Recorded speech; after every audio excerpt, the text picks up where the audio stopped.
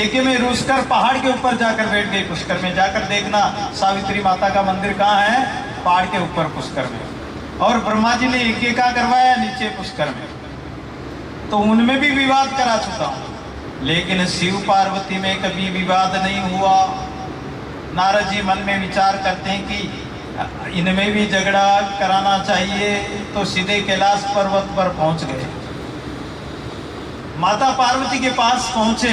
माता पार्वती ने कहा कि अरे नारद जी महाराज, भले पधारे हो, साधु आता देखिए दीजिए शीश नवाई, न जाने किस भेष में नारायण मिल जाए, संत मिल जाए, संतों का आगमन हो जाए, भाग भला जाकर संत पधारिया। अरे जिस घर में संत पधारते हैं तो उसके बड़े भाग हैं। जिस घर में संतों को भोजन कराते हैं उसके तो और भले भाग हैं। एक माता थी, संतों को भोजन कराती थी। एक बार एक संत घूमते घूमते चले गए, और संत घूमते घूमते चले गए तो एक बुढ़िया माई थी, उसके घर में कुछ नहीं था। महाराज ने अलग जगाई। बुढ़िया माई ने कहा कि महाराज ठहरो। उसके घर में थोड़ा सा जल रखा हुआ था, चूल्हे पर गरम जल। बोले महाराज विराजो, और वो गरम जल लाके संतों को पिला दिया। संत बड़े दयालु होते हैं, कृपालु होते हैं, संत सब जानते हैं। और कहा कि इसके रिद्धि सिद्धि खूब भंडार भर जाओ। महाराज वापस आए दूसरी बार, खूब उसके अंजल भंडार भरपूर हो गए। संतों को भोजन कराने का कितना बड़ा फल मिला। एक संत ऐसे थे, तो वो संत एक कोई बुढ़िया माई के द्वार पर जाकर अलग जगाई। सतराम दादूराम जाके बोला, बुढ़िया माई बोली महाराज पधारो।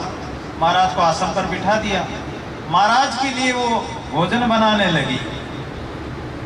तो महाराज के पास में एक छोटा सा बालक खेल रहा है, छोटा सा बालक। अब माता भोजन बनाती जाती है, आंखों से आंसू टप टप आंसू पड़ते जाते हैं। जब वो माता आंसू गिर रहे थे माता के, माता रो रही थी, तो संत बोले कि माई तू संतों को भोजन करा रही है।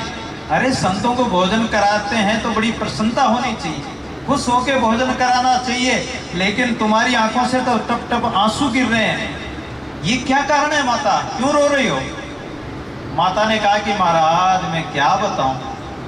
अरे महाराज, ये आपके पास में एक छोटा सा बालक है, और ये छोटा सा बालक आप कहां से उठा कर ले आए?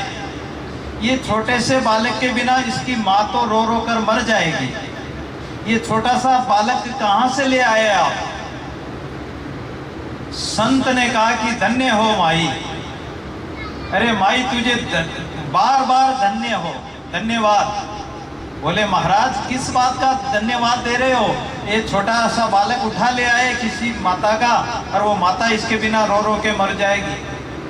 तो महाराज कहने लगे कि यही तो मैं कह रहा हूँ माई, ये छोटा बालक नहीं है, ये छोटा बालक तो कृष्ण कन्हैया है, ये तो बाल कृष्ण लाल है। बोले भक्तों और भगवान की, ये तो बाल कृष्ण लाल है जो मेरे साथ ही रहते हैं, और तेरा भाग्य है कि तुझे भगवान के बाल कृष्ण के दर्शन हो गए।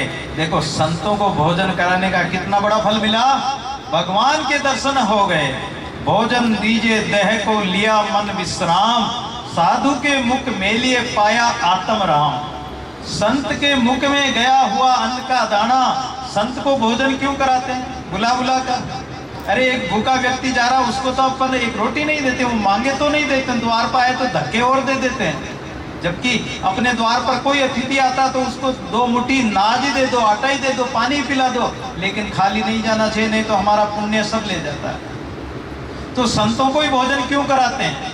संतों को इसलिए कराते हैं कि संत परमात्मा के प्यारे हैं, संत साहिब के लाडले, संत साहिब के पूत। अरे संत नहीं होता जगत में तो राम जावता हूत, परमात्मा को कौन जानता, संत ही तो परमात्मा से मिलाते हैं। राम मिलन के कारण जे तू खरा उदास, साधु संगत सोदले, राम उन्हीं के पास। परमात्मा किनके पास मिलेगा? संतों के पास। अगर राम जी से मिलना तो हनुमान जी से मिलो, हनुमान जी संत है, वो राम जी से मिला देंगे, संत ही राम से मिलाने वाले। इसलिए संतों को भोजन कराते हैं कि उनके मुख में भोजन जाता है तो उनके अंदर कौन है, कौन बैठा है? भगवान बैठे हैं उनके हृदय में, उनके अंतःकरण में। तो उनको भोजन जाएगा, वो भोजन लेंगे और मुंह से राम राम, हृदय से राम राम करते हैं तो परमात्मा को प्राप्त होता है। जैसे अग्नि में आहुति दिलाते हैं, हमारे पंडित जी आहुति दिलाते हैं ना, ओम स्वाहा ओम स्वाहा। कोई पत्थर में थोड़ी दिलाते हैं, मिट्टी में थोड़ी डलवाते हैं, अग्नि में डलवाते हैं। क्यों डलवाते हैं? अग्नि में भोग क्यों लगाते हैं? अग्नि में हवन क्यों करते हैं? क्योंकि अग्नि भगवान का मुख है। ऐसे संत भगवान का मुख है। संत के मुंह में डाला हुआ दाना, संत को दिया हुआ भोजन परमात्मा को मिलता है, इसलिए संतों को भोजन कराते हैं। तो साधु मिले इतना टड़े काल जाल जम चोट, अरे शीश नमाया गिर पड़े लख पापा की कोट। संत मिल जाते तो करोड़ों करोड़ों जन्मों के पाप कट जाते हैं, काट देते हैं संत। इसलिए माता पार्वती कहती कि आओ नारद जी महाराज। लेकिन नारद जी महाराज आजकल तो आप दर्शन नहीं देते हो, बहुत दिन हो गए, क्या बात है? आजकल आना जाना छोड़ दिया क्या? नारद जी कहने लगे कि माता मैं क्या बताऊं, मैं तो जहां भी गया संसार में प्रेम तो है ही नहीं। लोग बनावटी प्रेम करते हैं, सच्चा प्रेम नहीं। दुनिया में माता प्रेम सब बनावटी हो गया। सुर नर मुनि सबकी यही रीति, स्वार्थ लाग करे सब प्रीति। ये स्वार्थ का संसार है। सुख का साथी जगत सब दुख का नाई कोई, अरे दुख का साथी साइया दादू सब दूर होई। सुख में सब साथी बन जाते हैं संसार के व्यक्ति। जिसके पास धन है तो बहुत सारे साथी बन जाएंगे, और जिसके पास धन नहीं है तो सब छोड़ छोड़ के चले जाएंगे। आराम के साथी क्या क्या थे, और जब दुख पड़ा तब कोई नहीं था, उस समय कोई नहीं आएगा। इसलिए माता संसार में बनावटी प्रेम सच्चा प्रेम नहीं है। पार्वती माता कहती कि नहीं नारद जी ये बात गलत है। अरे हमारे पति देव हमें इतना प्रेम करते हैं कि उनके गुरुदेव ने जो मंत्र दिया वो गोपनीयम गोपनीयम गोपनीयम प्रयत्नत है, उसको बताना नहीं चाहिए गुरु मंत्र को, लेकिन वो गुरु मंत्र भी हमें बता दिया। और भगवान के जो दर्शन होते थे वो भी ध्यान करते हुए, वो भी दर्शन जो होता था वो झांकी के दर्शन होते वो हमें आकर बताते। बताओ इतना प्रेम हमारे भोले बाबा का। नारद जी महाराज कहने लगे कि माता पार्वती ये बात तो सही, आपसे बहुत अच्छा प्रेम करते, प्रेम करना भी चाहिए, प्रेम रोज बढ़ते रहना चाहिए, अच्छी बात है। लेकिन माता भोलेनाथ ने कभी आपको ये बताया कि भगवान भोलेनाथ के गले में जो मुंडों की माला है, 108 मुंडों की माला है, वो मुंडों की माला किसकी है? ये बात बताइए आपको। पार्वती मैया एकदम माथा पकड़ लिया कि ये बात तो कभी बताई नहीं। लेकिन बात को टालते हुए माता पार्वती कहने लगी कि नारद जी ऐसी बात नहीं है, मेरे भोले बाबा बहुत भोले हैं, सब बात बता देते हैं, शायद भूल गए होंगे, नहीं बताया होगा। तो माता पार्वती अब आप जानो और भोले बाबा जाने। झगड़े का काम तो शुरू कर ही दिया नारद जी ने। और नारद जी बोले सीताराम सीताराम करके नारायण नारायण करते हुए घर से बाहर निकल गए। बाहर निकले तो भोले बाबा मिल गए। भोले बाबा ने प्रणाम किया, आओ नारद जी महाराज। बोले कि माता पार्वती आपको याद कर रही है, जल्दी जाओ। नारद जी की बात सुनकर भोले बाबा समझ गए कि आज कुछ न कुछ दाल में काला है। नारद जी आप घर में जाके आए हो तो जरूर याद कर रही होगी। तो भोले बाबा जो ही कैलाश में पधारे, मैया पार्वती को आवाज लगाई, लेकिन पार्वती हो तो बोले, पार्वती तो कोप भवन के अंदर चली गई। अब कोप भवन में चली गई तो ढूंढते ढूंढते भोले बाबा गए। भोले बाबा गए तो भोले बाबा को देखकर और मुंह फेर लिया, काले कपड़े पहने हुए कोप भवन में। भोलेनाथ ने बहुत समझाया, बहुत कुछ कहा, लेकिन पार्वती टस से मस नहीं हुई। कहने लगी कि आप बहुत कपटी हो। अरे आप ऊपर से तो काले हो ही, लेकिन आप जो है अंदर से भी काले हैं। भोलेनाथ कहने लगे कि अंदर का काला तो वो होता जो कपट करता है, पेड़ कर सुनना चाहिए।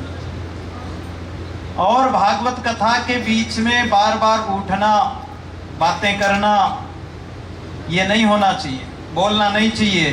और बोलना है तो भगवान की जयकारा लगाओ, भगवान का नाम बोलो, नाम चिंतन करो। और भागवत की कथा में कभी सोना नहीं चाहिए, क्योंकि भागवत की कथा में सोएंगे और कथा में सोएंगे तो फिर कथा तो कहीं चली जाएगी, हम सोते ही रह जाएंगे। एक बार क्या हुआ, कहते हैं कि जो उठ जाग मुसाफिर भोर भई, अब क्या सोवत है, अब क्या सोएगा, अब तो भोर होने वाली, तो कितना सोता रहेगा, रात्रि तो बीत चली। जो सोवत है सो खोवत है, जो जागत है सो पावत है, जो सोएगा वो खोएगा।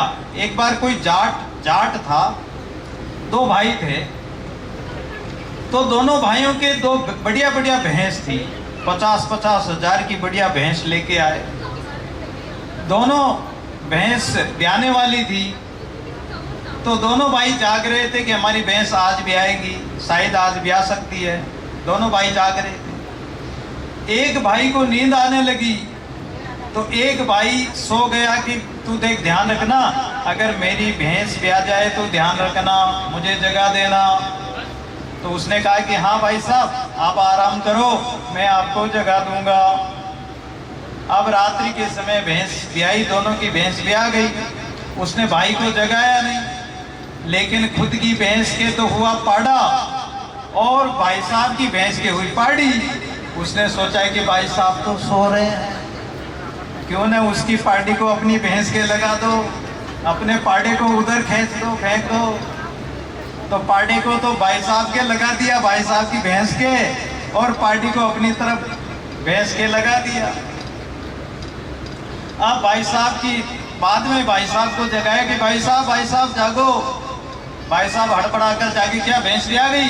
बोले हाँ, भैंस तो भी आ गई। अरे भैंस क्या हुआ, मेरी भैंस ने क्या भी आया? बोले कि आपकी भैंस के तो पाड़ा हुआ, और तुम्हारी भैंस के? कि मेरी भैंस के तो पाड़ी हुई। वो झूठ बोल गया, पर ये बात थोड़ी कही कि मैंने ऐसा किया। बोले मेरी भैंस के तो पाड़ी हुई और तुम्हारे पाड़ा हुआ। अरे बोले मेरे पाड़ा कैसे हुआ, तुम्हारे पाड़ी हुई, मेरे पाड़ा कैसे हुआ? बोले कि सुता की भैंस तो पाड़ा ही जनेगी। तो सुते रह जाएंगे। तो ये काल रूपी पाड़ा, काला होता ना, पाड़ा काला होता है, तो ये काल रूपी पाड़ा प्रकट हो जाएगा। ये काल के दूत आ जाएंगे, यम के दूत आ जाएंगे। ये काल हमारे कंध चढ़ सदा बजावे दूर, काल हरण करता पुरुष क्यों न संभाले सूर। ये काल हमारे कंधे पर बैठा हुआ है, बाण सांधे हुए हैं कि ये जब भी राम नाम को छोड़ेगा और मैं बाण छोड़ दूंगा। अरे ये काल एक दिन उठा ले जाता है। काल ये नहीं देखता बटाओ आयो लेबाने, अब के बचा ले मारी माई, बटाओ आयो लेबाने। ये बटाओ कौन है? ये बटेऊ दामाद नहीं है। बेटी चाहे रोए चाहे हंसे, बेटी चाहे हंसे या रोए, लेकिन पावना तो छोड़ के जाने वाला नहीं है। वो तो बटाओ तो बेटी को लेके ही जाएगा, राजी से जाओ चाहे बेराजी से जाओ। तो ये काया रूपी बेटी को वो तो काल तो ले ही जाएगा। इस देह जो इसमें जीव आत्मा, इसको तो वो ले ही जाएगा, इसको कोई रोक नहीं सकता। इसलिए सोना नहीं है, जाग कर और जागृत रहकर अगर जागेंगे तो कुछ पाएंगे, कुछ सुनेंगे, कानों में हमारे अंदर जाएगी। एक मूर्तिकार था, मूर्तिकार, तो 3 मूर्तियां बना के लाया दरबार में, और दरबार में लाकर कहा मूर्तियां बराबर बनी हुई, आकार बराबर, वजन बराबर। बोले इन 3 मूर्तियों का कीमत कर दो। राजा ने कहा कि एक मूर्ति अगर 10,000 की, तो तीनों मूर्तियां 30,000 की हो गई, 10-10 हजार की हो गई। लाख की है तो 3 लाख की हो गई। तो उसने सुनार ने कहा कि नहीं, अच्छी तरह परीक्षा करो इसकी। एक संत बैठे हुए थे, संत ने कहा कि लाओ मूर्तियां लाओ। मूर्ति लाकर एक मूर्ति में के कान में एक सूतली डालता है, सूतली होती है ना, सूतली, वो सूतली धागा, जो सूतली का धागा डालता है तो उसमें धागा अंदर जाता ही नहीं। बोले ये खाक यानी खाक की है, इसका तो एक खाक भी रुपया नहीं है, इसका 1 रुपये की भी नहीं है, खाक है। तो दूसरी मूर्ति के कान में उसने सुतली डाली तो वो कान में जाकर मुंह के द्वारा बाहर निकल गई। बोले ये 100 रुपए की मूर्ति है, इसकी भी ज्यादा कीमत नहीं है। तीसरी मूर्ति के कान में डालता है तो वो पेट में अंदर उतर जाती है। बोले कि ये लाख की मूर्ति है, ये अकीमत है, ये अमोल मूर्ति है। बोले ये कैसा तुमने मूल्य किया? मूर्तियां बराबर, सोना बराबर, वजन बराबर। बोले जिसके कान में सूतली गई नहीं वो क्या काम की? अरे कथा तो सुनी, 7 दिन तक 10 दिन तक चाहे जीवन भरी हम ज्ञान सुनते रहे और हमारे कान में एक शब्द भी नहीं अंदर उतरा, तो वो क्या काम का? क्या सुना क्या नहीं सुना कोई मतलब नहीं, वो किसी काम का नहीं। और जिसने सुना तो है लेकिन मुंह से निकाल दिया कि ऐसा ऐसा कहा, तुम ऐसा करो, खुद नहीं करना, और ऐसा कहा है, ऐसा उसने कहा, शास्त्रों का ज्ञान बखान देंगे, तरह तरह की बातें सुने, कुकर जो भूखे सुनी सुनाई बात कुकर की तरह घुस देंगे तो उससे क्या फर्क पड़ेगा? ना तो खुद का कल्याण हुआ। अरे जो नाव स्वयं डूबने वाली, जिसमें छेद है, जिसमें पानी भरता है, तो वो स्वयं डूबेगी, बैठने वाले को भी डुबोएगी। तो बोले ये भी, इसकी कोई विशेष कीमत नहीं है, लेकिन जिसने सुनकर अंदर उतार लिया तो वो तो राम नाम लेकर और राम नाम में ही मिल जाएगा। बूंद समाधि समानी संबंध में वो तो जीव आत्मा परमात्मा का स्वरूप, ईश्वर अंश चेतन अमल सहज सुख राशि, वो तो उसका अंश है और अंश में मिल जाएगा, परमात्मा में मिल जाएगा। तो माता पार्वती को भगवान ने जो कथा सुनाई तो कहा कि सोना नहीं, जाग कर कथा सुननी है। और माता पार्वती बड़े भाव से कथा सुनती है और उसका एक छोटा सा भजन हमारे वेद जी महाराज सुनाएंगे।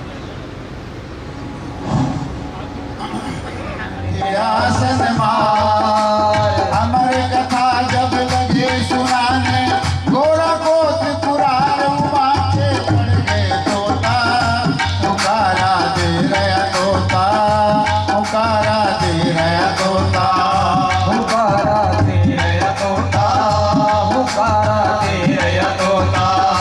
आसन पर महादेव जी बैठे आसन मान।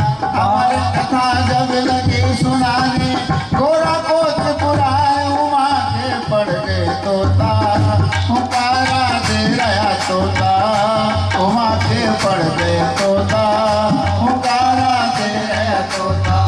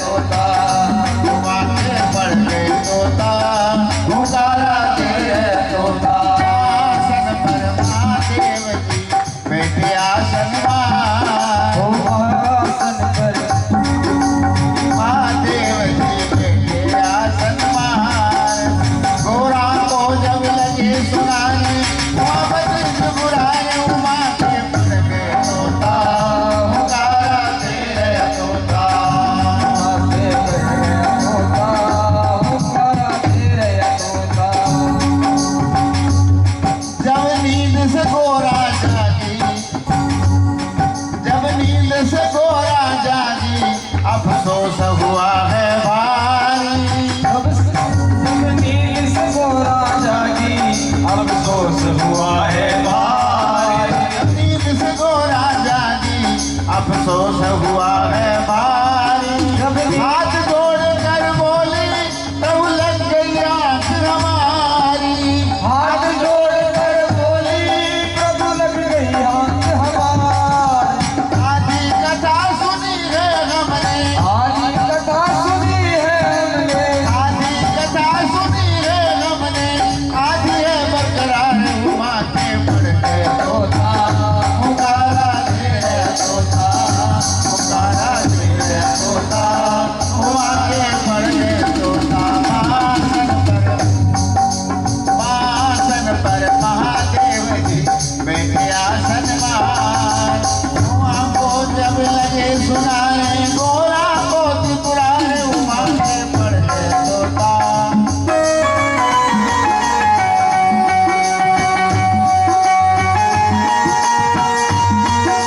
पार्वती सुनते सुनते उनको निद्रा आ जाती है। निद्रा जब आ जाती है तो तोता जो है वो तो हुंकारा देना बंद कर देती है और तोता हुंकारा देने लग जाता है। अब तोता हुंकारा देने लग जाता है तो कथा जब पूरी होने लग जाती है, पूरी हो जाती है और भोलेनाथ कथा पूरी करके एकदम जयकारा लगाते हैं और जो ही जयकारा लगाते हैं तो माता पार्वती की नींद खुलती है और माता पार्वती कहती हैं कि भोलेनाथ, वो उद्धव जी ने क्या कहा था। बस इतनी बात सुनते ही भोलेनाथ कहने लगे कि अरे पार्वती तू कहाँ थी, फिर तूने कथा पूरी नहीं सुनी। बोले मुझे तो नींद आ गई। ये नींद क्या है, ये कलयुग है। कलयुग गड़बड़ी करता है, जो भी कथा सुनते हैं भजन करते तो ये कलयुग आ जाता है, ये माया आ जाती है और माया कथा नहीं सुनने देती है। तो इसलिए इससे सावधान रहना चाहिए। माता पार्वती को ही नींद आ गई, अमर कथा सुना रहे हैं भगवान भोलेनाथ, भगवान स्वयं सुना रहे हैं और माता पार्वती को नींद आ गई तो हम तुम तो क्या कर सकते हैं।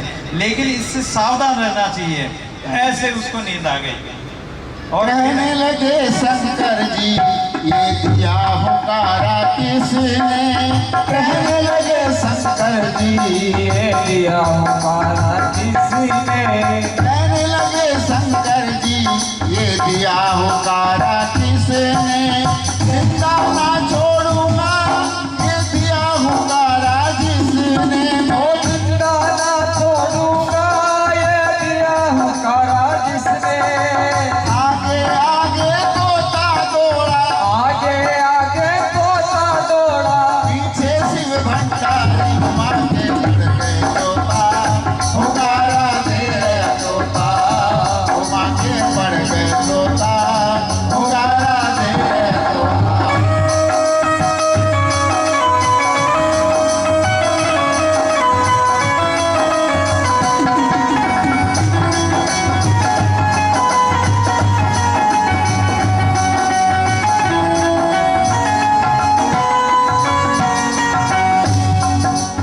आसन पर महादेव जी बैठे आसन मार। अमर कथा जब लगे सुनाने गोरा गोद पुराए उमा के पड़ गए तोता। हुकारा दे रहे तोता, उमा के पड़ गए तोता। हुकारा दे रहे तोता।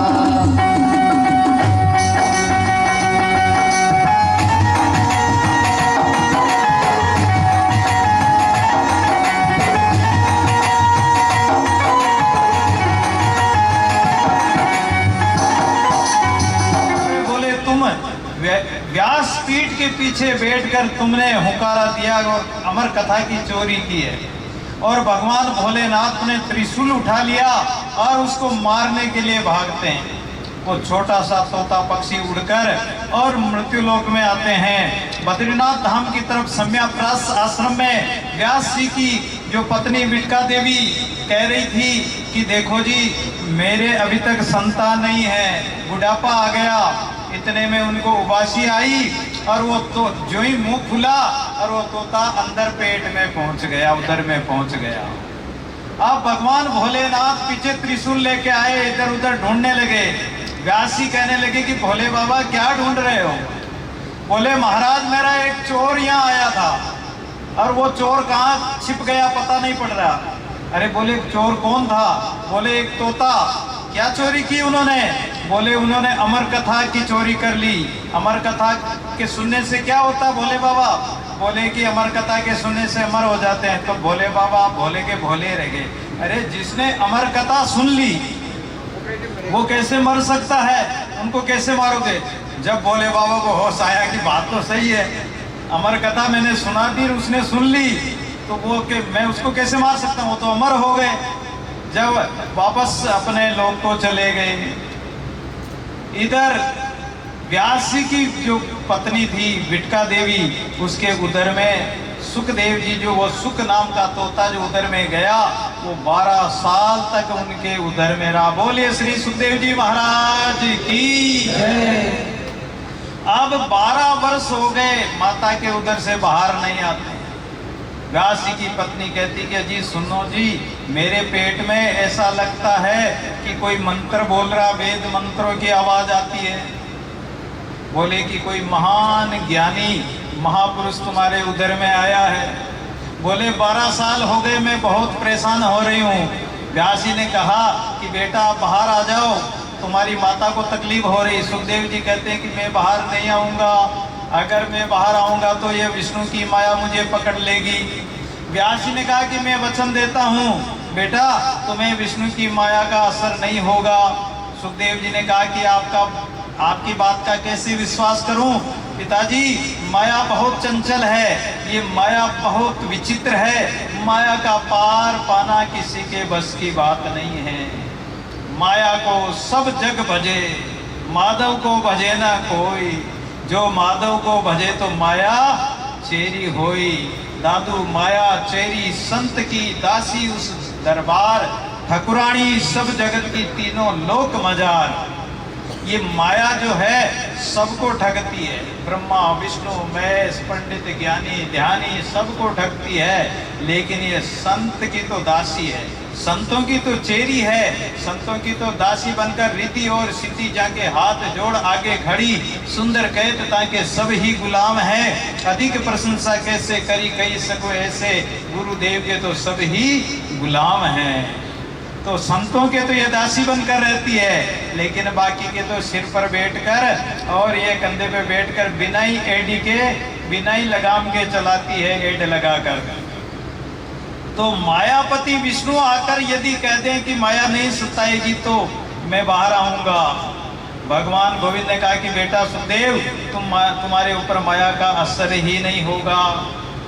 12 वर्ष के बाद में सुखदेव जी महाराज जो है इस माया का जब उनको वरदान मिला कि तुम्हें माया नहीं व्यापेगी, तब सुखदेव जी महाराज प्रकट होते हैं और जन्म लेते ही सुखदेव जी महाराज क्या करते हैं कि उसी समय और जंगल की ओर निकल जाते हैं, क्योंकि 12 वर्ष का पुत्र जन्म ले रहा है।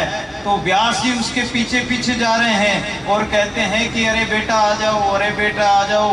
यम प्रवर्जंत मनुपेतम कृत्यम जे पायम विरह कातर पुत्रेति तन्मयतया तरवो तम सर्वभूत हृदयम मुनिमानदोस्मि। जन्म लेते ही जाते हैं, लेकिन बार बार समझाने पर भी नहीं आते हैं। सोचते हैं कि व्यास जी विचार करते हैं कि मेरे समझाने पर भी नहीं आ रहे हैं, ऐसे परम संत है।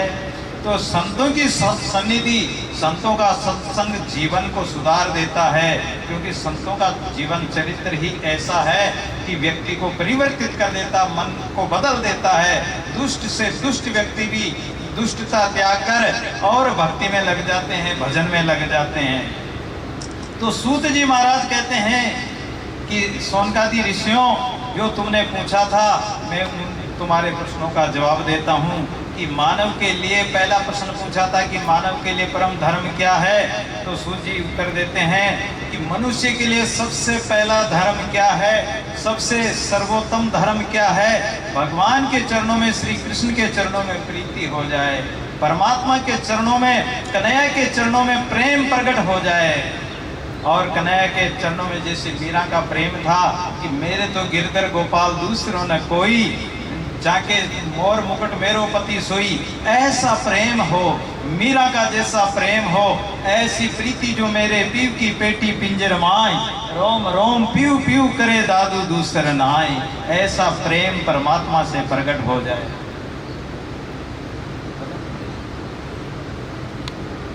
पूजा करने जाते हैं तो अनेक देवी देवताओं की मूर्तियां लगी है, तो किस देवता को पूजें?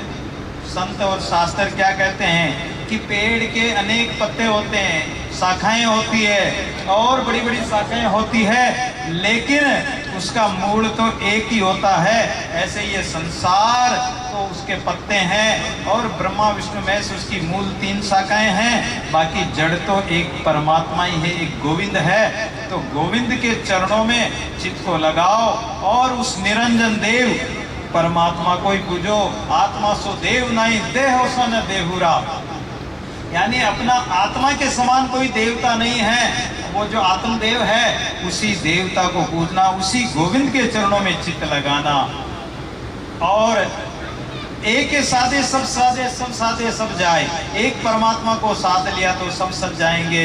भगवान गीता में कहते हैं कि अनन्यास चिंतयन्तो माम ये जना पर्युपास्ते तेसाम नित्याभियुक्ता नाम योगम क्षेमम वहाम्यहम्।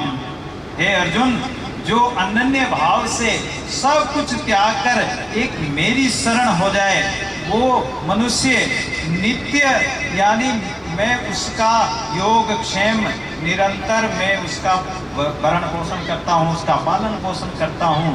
तो इसलिए प्रभु के चरणों में, गोविंद के चरणों में हमारा चित्त जुड़ जाए और गोविंद का नाम चिंतन करें, यही तो भक्ति है, यही तो अनन्यता है। अनन्य का मतलब क्या हुआ? अन्य नहीं, यानी एक परमात्मा को छोड़कर अन्य कोई नहीं हो। जैसे पतिव्रता स्त्री होती है, पतिव्रता स्त्री के एक ही पति होता है, ऐसे परमात्मा में भी एक पतिव्रत, भक्ति में भी एक पतिव्रत होना चाहिए, क्योंकि हम सबका भरतार एक परमात्मा है। जैसे गोपियां कहती है कि हमारा पति तो परमात्मा है, हमारा पति तो कन्हैया है। ये संसार के शरीर के पति अनेक हो सकते हैं, संसार के पति अलग अलग हो सकते हैं, लेकिन इस आत्मा का, इस जीव आत्मा का पति तो एक परमात्मा है। हम सब नारी एक भरतार, सब कोई तन करे श्रृंगार। दादू जी महाराज ने कहा कि हम सब नारी है, ये जीव आत्मा रूपी नारी है, और इसका पति कौन है? एक पति परमेश्वर है, जो वो भरतार है, वो सबका मालिक है, वो सृजनहार है। इसलिए उस एक परमात्मा का ही चिंतन करना, एक परमात्मा को भजना ही अनन्यता होती है, यानी अन्य नहीं होना चाहिए, ऐसा पतिव्रत धर्म हो। तो ऐसे आइए एक छोटा सा भजन। काली कमली वाला मेरा यार है, काली कमली वाला मेरा यार है, मेरे मन का मोहन तू दिलदार है। ओ काली कमली वाला मेरा यार है, दिलदार है, तू मेरा यार है, मेरा दिलदार है। तू मेरा यार है, मेरा दिलदार है। ओ काली कमली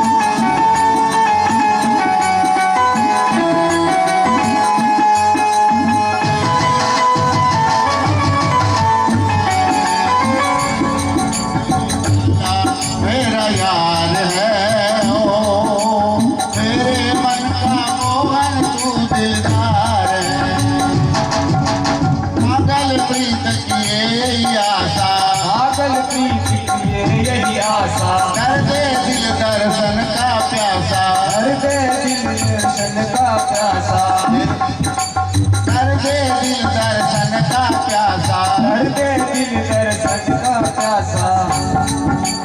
तेरे हर वादे पे मुझे एतबार है, तेरे हर वादे पे मुझे एतबार है, तेरे मन का मोहन तू दिलदार है। ओ वाली कमली वाला तेरा यार है, मन का मोहन तू दिलदार है।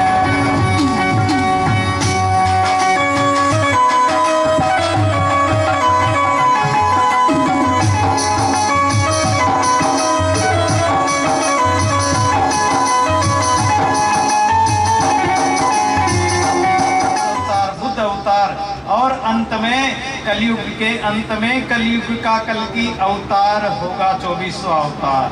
तो ये भगवान के जितने अवतार हैं ये परिपूर्ण अवतार तो हैं ही, लेकिन श्री कृष्ण और रामावतार, ये राम और कृष्ण दोनों अवतार जो है ये बहुत महान है। राम कृष्ण दो एक है, अंतर नाई निमेष, इनके नयन गंभीर है, उनके चपल विशेष।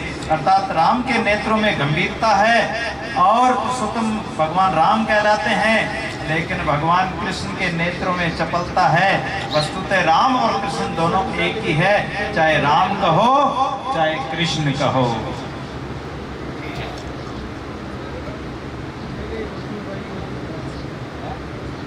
है दो नाम, चाहे कृष्ण कहो या राम, बोलो राम राम राम, बोलो श्याम श्याम श्याम।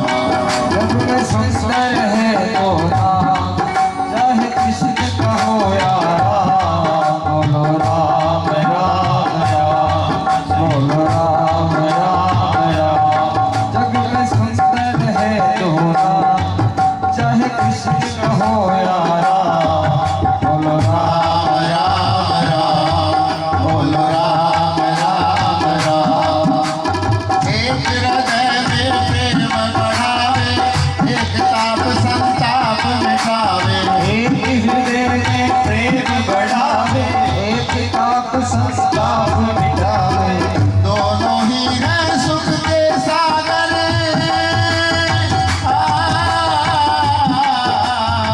दोनों ही है सुख के सागर, दोनों ओर राम। बोलो राम राम राम, बोलो राम राम राम। जग में सुंदर है दो नाम, चाहे कृष्ण कहो या राम, बोलो राम राम राम, बोलो राम राम राम।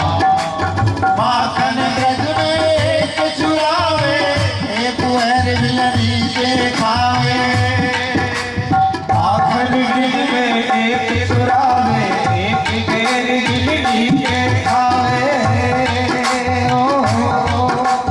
प्रेम भाव से भरे अनोखे दोनों के हैं काम। जय कृष्ण भाव से दोनों के हैं हरे भजन बोलो राम राम राम, बोलो श्याम श्याम श्याम। जग में सुंदर है जो नाम, चाहे कृष्ण कहो या राम, बोलो राम राम राम, बोलो श्याम श्याम श्याम।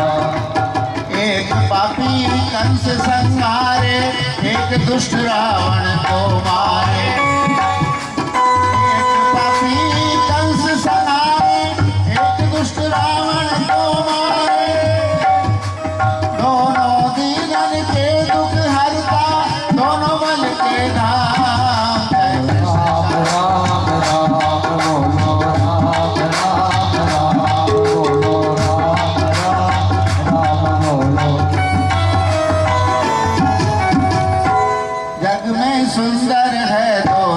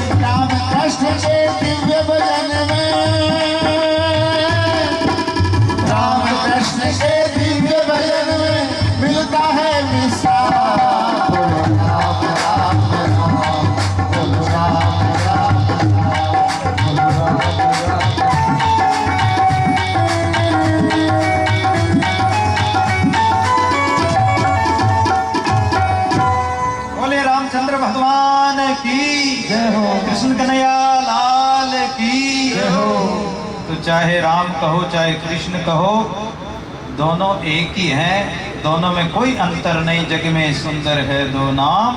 देव जी महाराज का जीवन चरित्र, व्यास जी ने सोचा कि मेरे पुत्र का ऐसा चरित्र है, अब मैं इसको नहीं लौटा सकता हूँ, ऐसा वितरागी।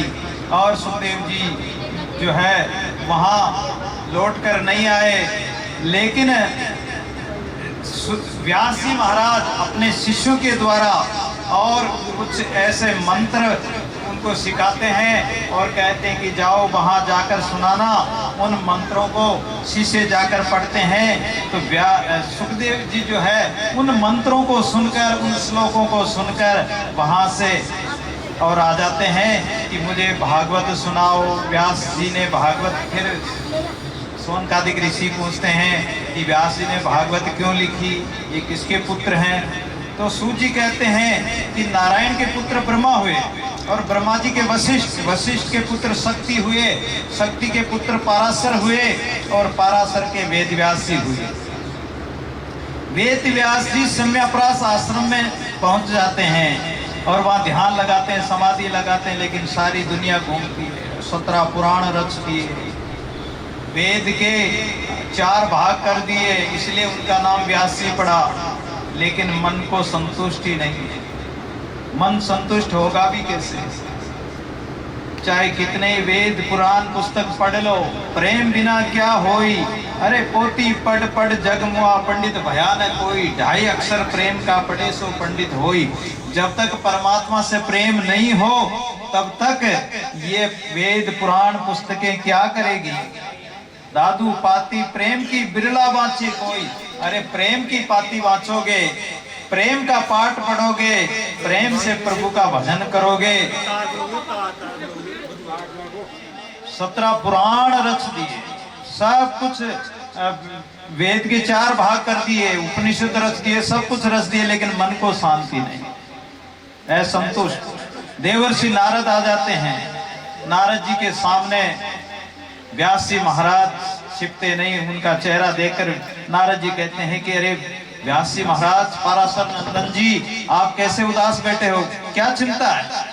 व्यास जी खड़े होकर रोने लगे और कहने लगे कि क्या बताऊं, अरे मैं जो ही ध्यान लगाने बैठता हूं तो सारी दुनिया मेरे दिमाग में घूमने लगती है। संसार के व्यक्ति खाते पीते सोते, लेकिन परमात्मा का गुणगान नहीं करते हैं। संसार के व्यक्तियों की प्रवृत्ति विषय विकारों में लगी हुई है, परमात्मा का कीर्तन नहीं करते, परमात्मा का भजन नहीं करते हैं। और मैंने इतने पुराण रच दिए, इतने शास्त्र रच दिए, लेकिन फिर भी लोग नहीं मानते हैं। और लोग तो माने या नहीं माने, लेकिन मेरे मन को भी संतोष नहीं है, मेरे मन को भी शांति नहीं है।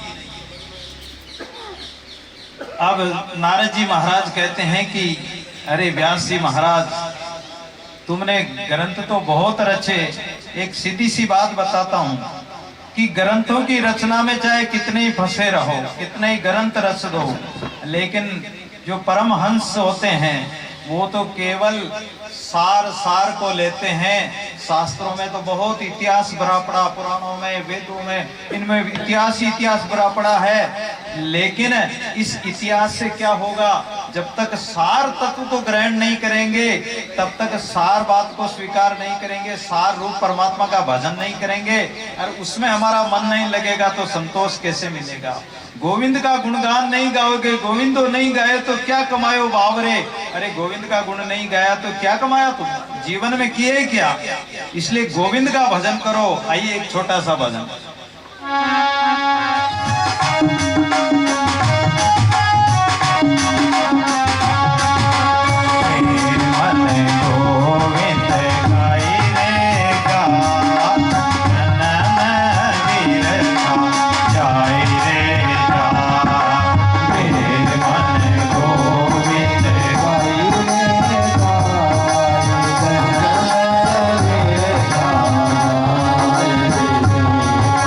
जन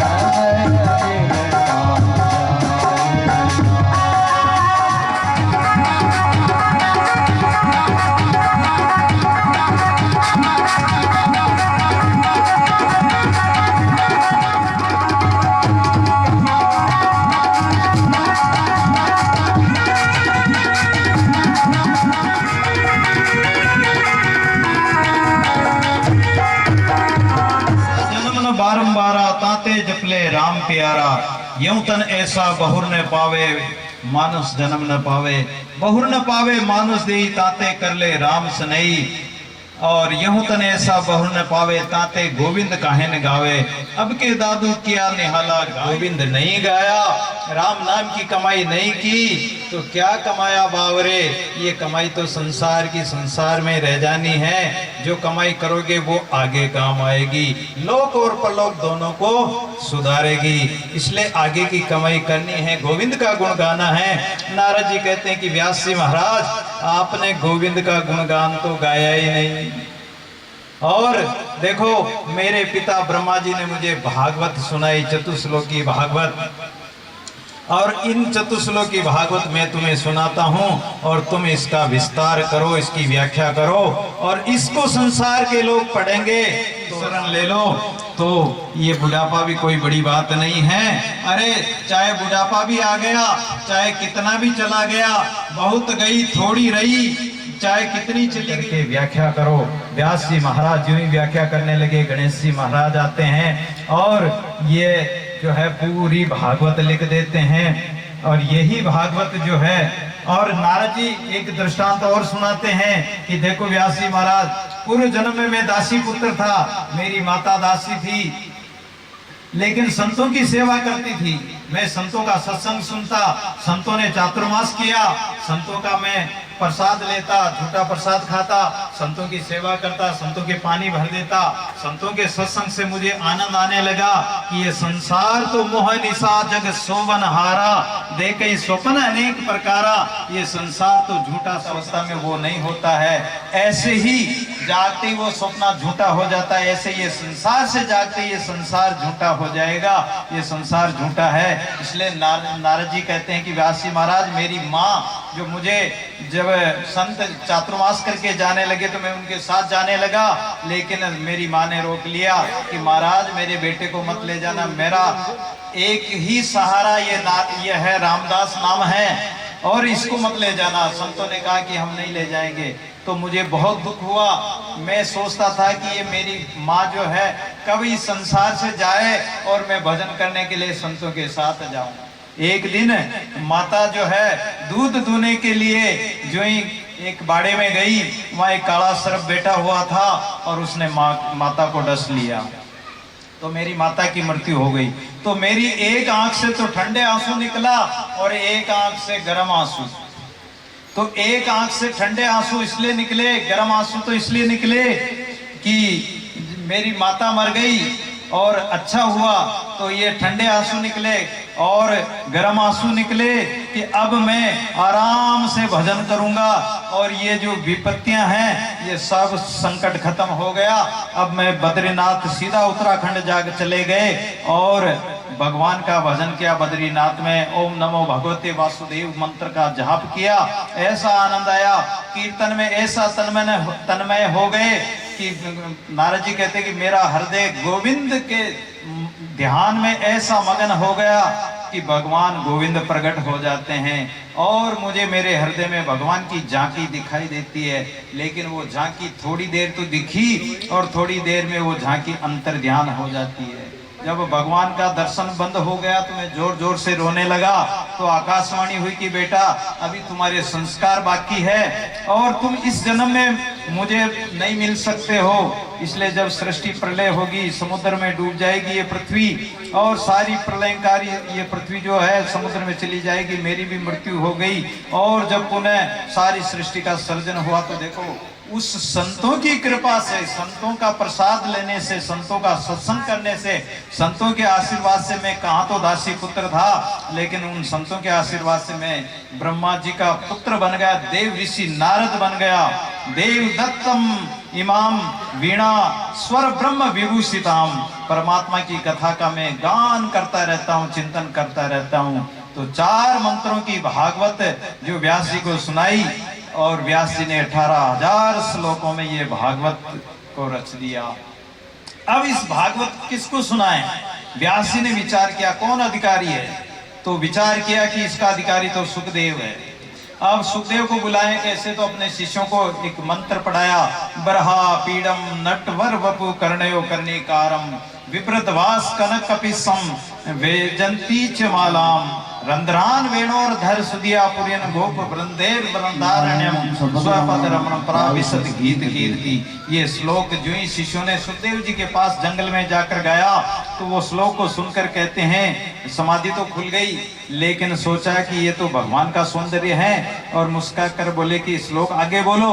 शिष्य बोले कि हमें तो इतना ही आता है, अगर आपको और ज्यादा चाहिए तो और हमारे पिता हमारे जो गुरु व्यास जी हैं वो तुम्हें सुनाएंगे। बोले तुम्हें कुछ तो याद होगा, एक श्लोक और सुनाते हैं। अहो बकियम स्तनकाल कूटम जिंगासया पाये दप्य साधवी लेभे गतिम धात्र्युचिताम ततो अन्यम कम वा दयालुम शरणम व्रजे। अरे जो पूतना जो कृष्ण भगवान को मारने के लिए अपने स्तनों पर जहर लगाकर आई थी, भगवान इतने दयालु है, इतने कृपालु है, करुणा निदान है कि उसको भी अपनी माता की गति दे देते हैं, इतने दयालु है। इतनी बात सुनते ही सुखदेव जी समाधि को छोड़कर उन शिष्यों के साथ दौड़ पड़ते हैं और अपने पिताजी के चरणों में आकर गिर जाते हैं और कहते हैं कि मुझे भागवत सुनाओ। महर्षि वेदव्यास ने सोचा कि मेरा पुत्र आ तो गया है, लेकिन भागवत पढ़ने का अधिकारी है या नहीं, इसने काम को जीता या क्रोध को जीता या नहीं। ये काम और क्रोध ही इस मनुष्य के महान शत्रु है इस जीवन के।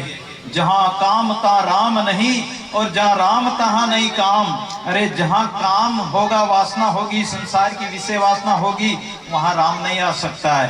कहो सजनों कैसे रहे रवि रजनी इक ठाम, रात्रि और दिन एक साथ कैसे रह सकते हैं? अगर रात्रि है तो वो रात ही रहेगी, दिन है तो दिन ही रहेगा। दिन और रात्रि एक साथ नहीं हो सकते हैं। ऐसे ही जीवन में अगर कामना है, वासना है, विषय विकार भरे पड़े हैं। दादू विषय विकार सो जब लग मन राता तब लग चितन आवी त्रिभुवनपति दाता। जब तक हमारे मन में विषय विकार भरे पड़े हैं, जैसे माता बहने घर में साफ सफाई करती है, अगर घर में कचरा भरा पड़ा हो, गंदगी पड़ी हो, तो उस घर में मेहमान कैसे आएंगे? और जिस घट में विकार भरा पड़ा हो, विकारों का विषय विकारों का कचरा भरा पड़ा हो, तो उसमें भगवान कैसे आएंगे? भगवान तो कैसे आएंगे? जब आएंगे कि भगवान के लिए हमारा अंतःकरण पवित्र होगा, हमारा मन पवित्र होगा। आ जाते हैं, राम कोई बुलाने वाला चाहिए। अगर भगवान तो आने में देरी नहीं है, भगवान तो कहीं दूर थोड़ी गए, भगवान तो यही है, लेकिन उसको बुलाने वाला चाहिए। प्रहलाद जैसी प्रीति चाहिए, नाम देव जी जैसी निष्ठा चाहिए, नाम की निष्ठा चाहिए। हमारा अंतःकरण पवित्र होगा, इस पवित्र घर में पवित्र परमात्मा का प्रवेश होगा। तो इसलिए इसकी परीक्षा करो सुखदेव जी की ये काम जीता है नहीं जीता। तो राजा जनक के पास भेजते हैं, जनक को जाकर समाचार देते हैं। द्वारपाल जाकर कहते हैं कि एक तपस्वी और बाहर खड़ा है, केवल 4 अंगुल लंगोटी लगा रखी, शरीर पर कुछ नहीं है, दिगंबर वेश है और चौड़ा वक्षस्थल है, 16 वर्ष की उम्र है और आपसे शिक्षा ज्ञान लेना चाहता है। बोले उसको द्वार पर खड़ा कर दो। 5 दिन तक द्वार पर खड़ा रखा सुखदेव जी को राजा जनक ने और कहा कि ध्यान रखो, देखे क्रोध आवे कि नहीं आवे। 5 दिन तक द्वार पर खड़े रहने पर भी उनके चेहरे पर कोई क्रोध नहीं आया। बोले इन्होंने क्रोध को जीत लिया। फिर उनको अंतःकरण में खड़ा किया, अंतःकरण में भी उनके मन में कोई विकार नहीं आया सुखदेव जी के। तब समझ गए कि इन्होंने काम को भी जीत लिया, क्रोध को भी जीत लिया, और जो काम क्रोध को जीत ले वही भक्ति का, ज्ञान वैराग्य का और ग्रंथ का अधिकारी हो सकता, भागवत का अधिकारी हो सकता है। क्योंकि भागवत एक ग्रंथ है भक्ति ज्ञान वैराग्य का। तो जनक महाराज ने कहा कि प्रभु मैं आपको क्या पढ़ाऊं, आप तो सब पढ़े हुए हैं, आप तो व्यास जी महाराज के पास पहुंच जाओ। व्यास जी ने देखा कि मेरा बेटा आ गया, अधिकारी शिष्य मिल गया और उनको पूरी भागवत सुनाते हैं। जैसे शिष्य की इच्छा होती है कि मुझे श्रेष्ठ गुरु मिले, वैसे गुरु भी चाहते हैं कि मुझे अच्छा अधिकारी शिष्य मिले। अगस्त्य मुनि के एक शिष्य थे सुतीक्ष्ण मुनि। अच्छा, सुतीक्ष्ण मुनि बहुत बचपन में बहुत चंचल थे। एक बार क्या हुआ कि जो अगस्त्य मुनि शालिग्राम जी की सेवा करते थे प्रतिदिन। शालिग्राम जी की मूर्ति जानते हो ना, गोड़ गोड़ शालिग्राम जी की मूर्ति होती है, और उसके तिलक लगाना, इत्र फुले लगाना, पूजा पाठ करना, ऐसा साज श्रृंगार करते थे प्रतिदिन। अगस्त्य मुनि छोटे बालक थे और वो रोज देखते थे। उनके आश्रम में एक जामुन का पेड़ लगा हुआ। एक दिन गुरुजी कहीं चले गए और गुरुजी चले गए तो वो जामुन तोड़ने के लिए पत्थर कहीं मिला नहीं, और पत्थर नहीं मिला तो उन्होंने वो शालिग्राम जी की मूर्ति उठाई और वो मूर्ति को उठाकर वो जामुन के पेड़ पे फेंका। पीछे कोई सरोवर वगैरह पानी था, तो वो शालिग्राम जी तो पानी में पहुंच गए, जल समाधि ले ली, और इधर ठाकुर जी का सिंहासन खाली हो गया।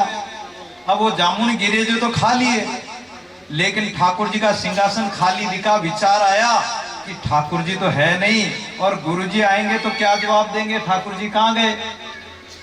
तो जामुन और शालिग्राम जी एक जैसे ही होते हैं, रंग एक जैसा ही होता है। तो उन्होंने क्या किया कि एक बड़ा सा जामुन उठाया और वो ठाकुर जी के सिंहासन पर वो शालिग्राम जी की जगह जामुन राम जी को रख दिया। अब गुरु जी आए, प्रतिदिन की तरह वो पूजा कराने के, स्नान कराने के लिए हाथ में उठाया ठाकुर जी को, शालिग्राम जी को हाथ में उठाया, तो वो शालिग्राम जी का हाथ लगाया तो वो जो नाखून है, अंगुली, वो भी कट गई, वो पिलपिले हो गए, पिलपिले हो गए। अरे बोले पिलपिले कैसे, इधर हाथ लगाए तो पिलपिले, इधर हाथ लगाए तो पिलपिले, पूरे वो तो समझ गए कि ये तो जामुन रख दिया। अरे बोले समझ गए कि जो चंचल तो वही है, सुतीक्ष्ण, तो ये काम सुतीक्ष्ण का ही हो सकता है। अरे बोले, बुलाया और बोले कि अरे सुतीक्ष्ण, हमारे ठाकुर जी कहाँ गए। बोले ये ठाकुर जी तो हैं। अरे तो बोले ठाकुर जी पिलपिले कैसे हो गए। बोले गुरुदेव शक्कर से नहलाते हो और घृत से नहलाते हो, पंचगव्य से नहलाते हो, गंगा मंत्रों से नहलाते हो, गंगा जल से स्नान कराते हो, पुनी पुनी पानी, पुनी पुनी चंदन, और ठाकुर जी घिस गए तो हम का जानी, पुनी पुनी चंदन, पुनी पुनी पानी, ठाकुर जी गड़ गए तो हम का जानी। सुतीक्ष्ण जी कहने लगे कि ठाकुर जी रोज रोज नहलाने से गड़ गए और पलपले हो गए, जिसका मैं क्या करूं। तो बोले सुतीक्ष्ण तुम बहुत बड़ा उद्यम करता है, तो उद्यमी है, उद्यम करता है, जाओ तुम यहाँ से आश्रम छोड़कर चले जाओ। तो बोले मैं गुरु दक्षिणा क्या दूं। बोले गुरु दक्षिणा तू देना ही चाहता है तो राम जी को एक दिन मेरे घर लाके राम जी का दर्शन करा देना। अब सुतीक्ष्ण जी जंगल में चले जाते हैं और भगवान का भजन करते हैं। सोचते हैं कि ठाकुर जी शायद आज इधर से आएंगे, तो इधर जाते हैं, ठाकुर जी नहीं मिलते हैं। शायद आज इधर से आएंगे तो इधर जाते नहीं मिलते हैं, क्योंकि उनके लगन लग गई। गुरु का वचन है कि राम जी को लेके ही आना, राम जी के दर्शन कराना। तो वो राम जी के लिए चारों तरफ घूमते रहते हैं। एक दिन उनके हृदय में राम जी का दर्शन हुआ। राम जी सामने साक्षात वनवास में गए, जब साक्षात सामने आ गए, लेकिन वो ध्यान लगाकर आंखें बंद करके बैठे हैं। तो भगवान ने सोचा कि ये तो मेरा अंदर ध्यान कर रहा, तो मुझे कैसे मिलेगा, कैसे देखेगा। तो अंदर दर्शन दिए भगवान ने दर्शन देकर और अपनी झांकी को बंद कर दिया।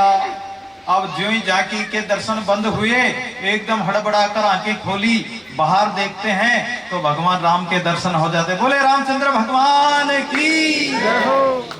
रामचंद्र भगवान के दर्शन होते, राम लक्ष्मण के दर्शन होते ही सुतीक्ष्ण जी प्रसन्न हो जाते हैं, गदगद हो जाते हैं, चरणों में गिर जाते हैं और कहते हैं कि ठहरो, मेरे गुरुदेव को जाकर समाचार देता हूं कि मैं राम जी को लेके आ गया हूं।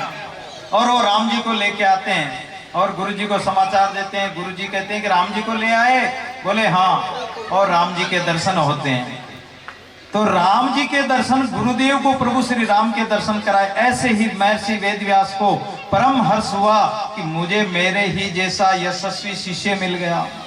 पुराणों के विद्या पढ़ाने वाले दिगंबर व्यास जी ने उन्हें कौपीन पहनाई और ऐसे दिगंबर मद भागवत का अध्ययन कराया।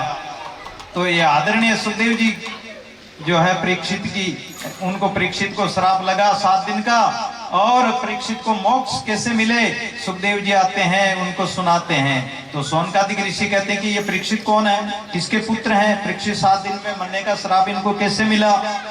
सूत जी ने कहा कि परीक्षित के जन्म से भगवान की कथा जुड़ी हुई है, और जिसके जन्म से भगवान की कथा जुड़ी हुई तो वो परम भागवत से कम नहीं होती है, इसलिए मैं तुम्हें सुनाऊंगा।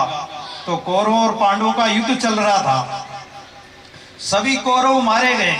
अरे कौरवों में केवल एक दुर्योधन बचा, वो भी अपने अंतिम समय का एक एक पल गिन रहा था। उसी समय अश्वत्थामा आया, द्रोणाचार्य पुत्र अश्वत्थामा आया और कहने लगा कि अरे मित्र, तुम्हारी ये दशा कैसे हुई, ये दुर्व्यवहार किसने किया? दुर्योधन कहता है कि अरे मित्र, ये पांडवों ने किया है, और मेरे 99 भाई मारे गए, लेकिन पांडवों में से तो एक भी नहीं मार सका मैं। तो मैं चाहता हूं कि पांडवों में से एक भी मर जाए। अश्वत्थामा कहता है कि अरे मित्र, तू अच्छी चिंता करता है, मैं अभी जाता हूं और 5 पांडवों को ही मार के ले आता हूं, उनके सिर ले आता हूं। लेकिन जाको राके साइया मार सके ना कोई, बाल न बाका कर सके जे जगवेरी होई। अरे जिसकी रक्षा परमात्मा करता उसको कौन मार सकता है? भगवान, सब पांडव सो रहे थे तान दुपट्टा, लेकिन भगवान गोविंद जो है छड़ी लेकर रखवाली कर रहे थे। अर्जुन की नींद खुली, अर्जुन ने देखा कि भगवान, अरे आप सोए नहीं गोपाल। कन्हैया कहने लगे कि अरे तुम्हें नींद आ रही है, चलो यहां से दूसरी जगह चलते हैं, क्योंकि पांडवों ने अपनी डोर भगवान को सौंप दी। और जब भगवान को अपनी डोर सौंप दे कोई, तो फिर परमात्मा अपने आप रक्षा करता है। अब सौंप दिया इस जीवन का सब भार तुम्हारे हाथों में। जब परमात्मा के हाथों में अगर अपनी डोरी सौंप दो, दादू डोरी हरि के हाथ है, गलमाई मेरे, अरे बाजीगर का बांद्रा भावे ता फेरे। जो बाजीगर का बांद्रा है, वो जब उसकी डोरी बाजीगर के हाथ में है, तो उसका पालन पोषण वगैरह सब परमात्मा के हाथ में है। और अपनी नैया परमात्मा के हाथ में सौंप दो, तो वो परमात्मा अपने आप संभालेगा। तो इसलिए हमने तो डोरी आपको सौंप दी, तो ये चिंता आप करो प्रभु। भगवान ने कहा कि तुम्हें यहाँ नहीं सोना चाहिए, चलो दूसरे तंबू में चलते हैं। और जो पांडवों के एक एक पुत्र द्रौपदी के था, वो 5 पुत्र सो रहे थे। भगवान ने कहा कि तुम भी चलो, लेकिन पांडु तो उठकर खड़े हो गए, भगवान के साथ चल दिए। लेकिन वो द्रौपदी के जो 5 पुत्र थे, 5 पांडवों के, वो कहने लगे कि मामा जी, तुमको तो नींद नहीं आती है, हम तो जवान है, हमें नींद आती है, हमें सोने दो, जाओ आप जाओ। भगवान ने कहा कि ठीक है, तुम सोते रहो। भगवान तो पांडवों को लेकर चले गए। इधर अश्वत्थामा आता है, और अश्वत्थामा क्या करता है कि 5 पांडवों के पुत्र जो सोए हुए थे, उनको पांडु समझकर तलवार से उनके सिर काट लेता है। और सिर काटकर 5 सिरों को ले जाकर दुर्योधन को कहता है कि मैं, देखो तुम तो एक पांडु को नहीं मार पाए, मैं 5 पांडवों को मारकर उनके सिर ले आया हूं। दुर्योधन ने उजाले में देखा और कहा कि अरे दुष्ट, तूने ये क्या कर दिया मित्र? अरे तुमने तो मेरा तो वंश खत्म हो गया, लेकिन मेरे जो पांडवों का जो वंश चलता वो भी तुमने खत्म कर दिया। ये 5 पुत्र पांडु पुत्र है, ये पांडव नहीं है। पांडु को हर कोई नहीं मार सकता है। अब 5 पुत्र जिसके मारे जाएं, उस माता की क्या स्थिति हो सकती है? विचार करके देखो। द्रौपदी बार बार विलाप करती है, कुरी की भांति करुण करंदन करती है, अरे मैं जलाकर भस्म कर दे, उसकी मुझे परवाह नहीं, लेकिन मेरे गर्भस्थ शिशु को कैसे भी बचाओ। यदि ये बालक नष्ट हो गया तो पांडवों के वंश में कोई भी पानी देने वाला नहीं बचेगा। मेरे प्रभु ने ऐसा निकृष्ट जो चरित्र उस गुरु पुत्र का हो गया, तो मैंने तो सोचा भी नहीं ऐसा इसका आचरण हो जाएगा कि इस निकृष्ट गुरुपुत्र का होगा। बेटी तुम चिंता मत करो, तुम एक क्षण के लिए चिंतित मत होना, मैं थोड़ी देर के लिए, तुम मात्र भाव रखो और मैं तुम्हारी रक्षा करता हूँ। गोविंद सूक्ष्म रूप से माता के उदर में, उत्तरा के उदर में जाकर और अपने गदा के प्रभाव से उस ब्रह्मास्त्र को नष्ट कर देते हैं। और भगवान गदा सहित और 4 भुजाधारी सुदर्शन चक्र सहित, और भगवान जो है 4 भुजानाथ, भगवान उस बालक को गर्भ में ही दर्शन देते हैं। तो उस समय जो द्रौपदी ने करुण पुकार करी और भगवान जो रक्षा करते हैं, आइए एक भजन के माध्यम से बेजी महाराज।